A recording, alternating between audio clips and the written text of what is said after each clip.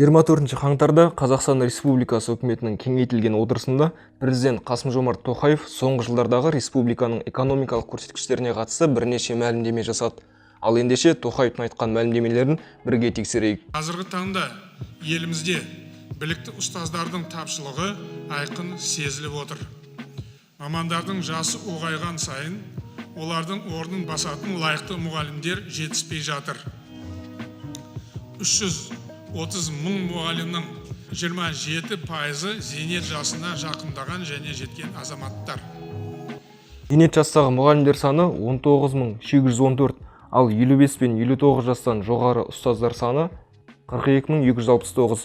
Президент мәлімдемесінде зейнет және зейнет алды жастағы оқытушылар деген соң жоғарыдағы сандар алынды.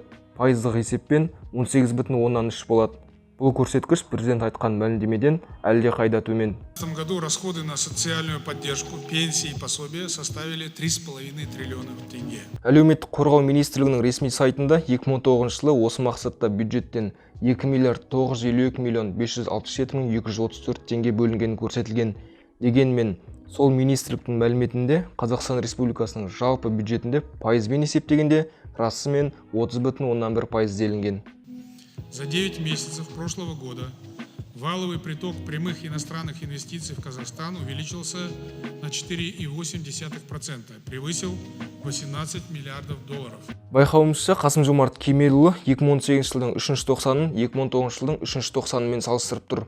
Қазақстан Республикасы ұлттық банкінің мәліметі бойынша 2019 жылдың салыстырып отырған кезеңдегі шетелдегі инвестицияның жалпы көлемі расымен 18 миллиард доллардан асты.